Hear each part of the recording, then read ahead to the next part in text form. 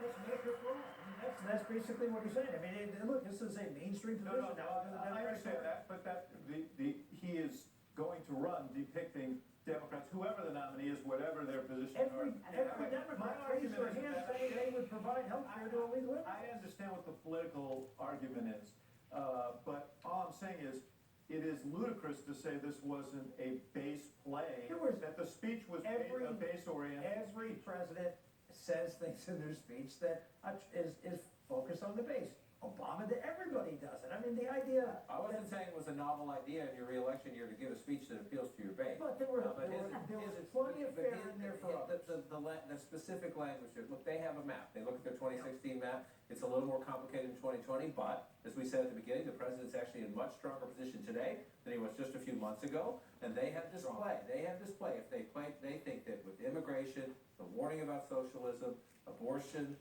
judges, that they turn out their people, and then they try to do this work on the margins, whether it's suburban women turning out or pulling over some African Americans, and if they can't do that, using what they're doing in the digital space to turn them on the Democrats and depress turnout, something we saw in the last campaign. If they can do it on the margins, if you look at the map now, it's very easy to get Trump to 259.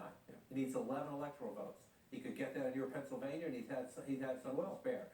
He could get it in Wisconsin, toss in one electoral vote from Maine. There's the finish line at 270. You can get to it, but the way he gets to it is in places where you're not looking for a big Latino population, but you are looking to just move the margins of the African American population, and if you can tweak it this much in the suburbs, finish line's in sight. Right. I thought it was Keep interesting. talking about abortion and judges. You're not going to get those women. Telling you that. Well, I also think, it was interesting, one thing that he didn't say, he had one sentence about the Second Amendment. Didn't really go deeply into guns, because that's one of the reasons that suburban voters fled in droves from him, and particularly women. Yeah. So I do think that he is trying to cut his margin, his gender gap among women. Another thing he's trying to do on that.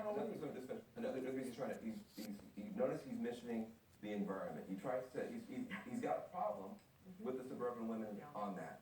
Trillion trees. So notice the use of this trillion trees as a sort of like an all kind of purpose thing. That's kind of a climate measure. It's kind of a good green. And why is that? It's because the concern about climate and environment is actually going up. And these young people are driving that very, very hard. And he has no actual answer to that. So you can see some stuff he does show some weaknesses for Democrats to focus in on and drive hard. I want to go back to Wolf and Jay. Wolf? All right, thanks very much, Anderson. It's interesting, it didn't take very long, Jake, for the White House to react to Nancy Pelosi ripping up